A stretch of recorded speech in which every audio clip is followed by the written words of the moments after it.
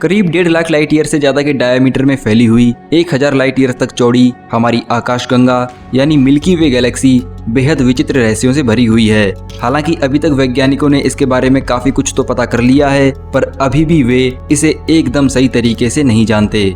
Local group की ये second largest Galaxy हमारा घर है, जहां हमारे सोलर सिस्टम के साथ साथ कई अरबों स्टार्स और प्लैनेट्स मौजूद हैं। करीब 90% डार्क मैटर से बने होने के कारण हम इंसान मिल्की वे गैलेक्सी का बस 10% मैटर ही अपनी आंखों से देख सकते हैं। इसके स्ट्रक्चर की बात करें तो आपने अक्सर मिल्की वे गैलेक्सी की ये इमेज तो जरूर देखी होगी। इससे हमें इस बात का तो पता लगता है कि हमारी गैलेक्सी की शेप एक डिस्क की तरह है, जिसका कोई डेफिनेट रेडियस और थिकनेस तो होगी। पर दोस्तों, इससे हमें कोई खास जानकारी नहीं मिलती, क्योंकि यहाँ से हम बस इसके साइड व्यू को ही देख सकते हैं। अब आप जरा इस इमेज को देखिए। इस इमेज को नासा के स्पिट्जर स्पेस टेलीस्कोप के डेटा के आधार पर मैप किया गया है। ये इमेज हमारी मिल्की वे गैलेक्सी का टॉप डाउन व्यू है।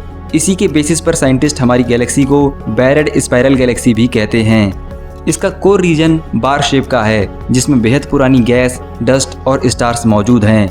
बचा हुआ मैटर इस कोर के आसपास घुमावदार तरीके या ये कहें कि स्पाइरल फॉर्म में फैला हुआ है। ये इमेज हमारी गैलेक्सी की अच्छी खासी इन्फॉर्मेशन देती है। अब दोस्तों, सोचने वाली बात यह है कि आखिर वैज्ञानिकों ने कैसे हमारी इतनी विशालकाय गैलेक्सी की इमेज कैप्चर की है, जबकि हम तो खुद इस गैलेक्सी के अंदर रहते हैं।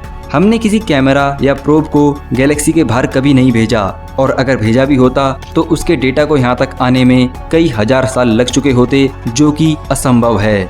आखिर कैसे हमने इस गैलेक्सी में रहते हुए ही इसे इतने डिटेल्ड तरीके से मैप किया है? इसकी शुरुआत हुई थी 18th सेंचुरी में, जब एस्ट्रोनॉमर सर विलियम हर्शल और उनकी सिस्टर कैरोलिन हर्शल ने पहली बार मिल्की वे गैलेक्सी को मैप करने की कोशिश की। हालांकि उस वक्त इतने हाईली डेवलप्ड टेलीस्कोप नहीं थे, पर फिर भी उन्होंने अपने टेलीस्कोप के जरिए स्टार गॉजिंग के तरीके से आसमान में मौजूद स्टार्स को ऑब्जर्व किया। करीब 600 से ज़्यादा डिफरेंट लोकेशन पर उन्होंने स्काई को ऑब्जर्व किया और सभी तारों को गिनना शुरू कर दिया। अपनी ऑब्जर्वेशंस और डेटा के आधार पर उन्होंने मिल्की वे गैलेक्सी को कुछ इस तरह से मैप किया। डेटा के अकॉर्डिंग उन्होंने बताया कि सन या ये कहें कि हमारा सोलर सिस्टम मिल्की वे गैलेक्सी के सेंटर के बेहद करीब है। ध्यान देने वाली बात यह है कि इस मैपिंग के दौरान उन्हें इंटरस्टेलर डस्ट के बारे में कोई आइडिया नहीं था, क्योंकि उस वक्त ना तो कोई इंफ्रारेड टेलीस्कोप था और ना ही कोई रेडियो टेलीस्कोप। इसके बाद 20th सेंचुरी में एस्ट्रोनॉमर जैकोबस कैप्टेन ने अपने खास तरीकों से मिल्की वे गैलेक्सी को मैप तो किया, पर उन्होंने भी हमारे सन या सोलर सिस्टम को गैलेक्सी के सेंटर के आसपास ही बताया। हालांकि दोस्तों, इन दोनों स्टडीज के जरिए हमें मिल्की वे गैलेक्सी की फ्लैट डिस्क शेप के बारे में तो पता चला, पर हमारे सन की लोकेशन में काफी गड़बड़ी थी। खैर, उस वक्त इंटरस्टेलर मीडियम और वहां से निकलने वाली लाइट का किसी को भी आइडिया नहीं था, और वही एक सबसे बड़ी समस्या थी। पर जैसे जैसे समय बीतता गया और इंफ्रारेड टेलीस्कोप के जरिए एस्ट्रोनॉमर्स ने मिल्की वे गैलेक्सी को मैप किया, तो उन्होंने इंटरस्टेलर मीडियम और उसमें मौजूद गैस को अच्छे से ऑब्जर्व किया। इंटरस्टेलर मीडियम स्टार्स की लाइट पर काफी असर डालता है, क्योंकि इसमें मौजूद माइक्रोस्कोपिक और सॉलिड पार्टिकल्स आने वाली लाइट को पूरी तरह से बदल देते हैं। अब astronomers neutral and ionised hydrogen की डेंसिटी, आसपास के स्टार्स की रोटेशन और बाकी की गैलेक्सीज जैसे कि एंड्रोमेडा गैलेक्सी और NGC 334 को ऑब्जर्व करके हमारी गैलेक्सी का मैप क्रिएट करते हैं। फाइनली मैपिंग और चार्टिंग के जरिए एस्ट्रोनॉमर्स हमारी गैलेक्सी का प्रिसाइज रेंडिशन जनरेट करते हैं, जिसे सभी के सामने प्रेजेंट किया जाता है। ये इमेज जो आप देख रहे हैं वो वास्तव में हमारी गैलेक्सी की कोई फोटोग्राफ नहीं है, बल्कि उसका एक चार्टेड रेंडिशन है। हालांकि दोस्तों, अब इतना तो पता है कि हमारा सोलर सिस्टम मिल्की वे गैलेक्सी से काफी दूर है, पर सोचने वाली बात यह है कि अगर हमारा सन या सोलर सिस्टम गैलेक्सी के सेंटर के आसपास होता तो क्या इसमें कोई समस्या हो सकती थी? क्या गैलेक्टिक सेंटर के आसपास एग्जिस्टेंस पॉसिबल है भी या नहीं? चलिए देखते हैं।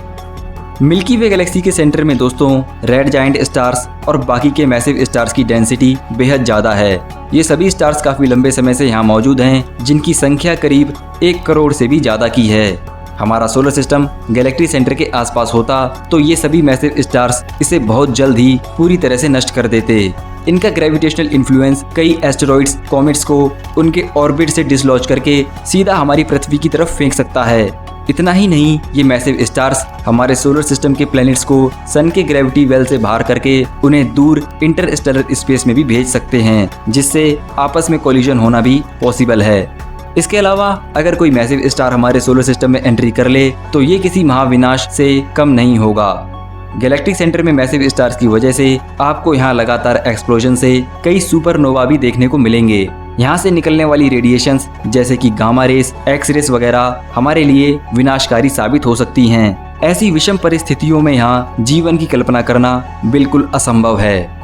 पर दोस्तों, अभी कहानी खत्म नहीं होती। हमारी गैलेक्सी के सेंटर में मौजूद है सैगिटेरियस ए स्टार नाम का सुपर मैसिव ब्लैक होल, जिसका मैस हमारे सन से 40 लाख गुना से भी ज्यादा का है। इसके अलावा गैलेक्टिक सेंटर के आसपास 10,000 के करीब और आइसोलेटेड ब्लैक होल्स भी वैज्ञानिकों को मिले हैं। बाकी गैलेक्सीज के ब्लैक होल्स के मुकाबले सैगिटेरियस ए स्टार थोड़ा शांत रहता है। इसके बावजूद भी ये ब्लैक होल अपनी ग्रेविटेशन के जरिए सोलर सिस्टम के प्लैनेट्स को अपने आसपास ऑर्बिट जरूर करा सकता है। अगर ऐसा होता है तो यहाँ सभी प्लैनेट्स की स्पीड कई गुना तक बढ़ जाएगी, जो यहाँ जीवन की संभावना भी खत्म कर देगी। दोस्तों, किसी भी गैलेक्सी के गैलेक्टिक सेंटर में लाइफ एग्जिस्ट नहीं कर सकती, क्योंकि यहाँ लगातार बड़ी खतरनाक और विनाशकारी खगोलीय घटनाएं होती ही रहती हैं। वैसे आपको बता दूं कि एस्ट्रोनॉमर्स ने हमारी गैलेक्सी के गैलेक्टिक हैबिटेबल जोन के बारे में भी बताया है। ये जोन गैलेक्टिक सेंटर से 13,000 लाइट ईयर्स से लेकर करीब 33,000 लाइट ईयर्स तक फैला हुआ है। हमारा सोलर सिस्टम गैलेक्टिक सेंटर से करीब 27,000 लाइट ईयर्स दूर मौजूद है, जिसका मतलब ये है कि फिलहाल हमारी पृथ्वी काफी हद तक बिल्कुल सुरक्षित है। तो दोस्तों, आज के इस वीडियो को यहीं खत्म करते हैं। आई होप आज का ये वीडियो आपको काफी इंटरेस्टिंग और नॉलेजेबल लगा। तो इस वीडियो को लाइक और शेयर जरूर करें, और चैनल को अगर सब्सक्राइब नहीं किया है तो सब्सक्राइब भी जरूर करें। तो मैं मिलूंगा ऐसे ही किसी नेक्स्ट इंटरेस्टिंग वीडियो में। जय हिंद।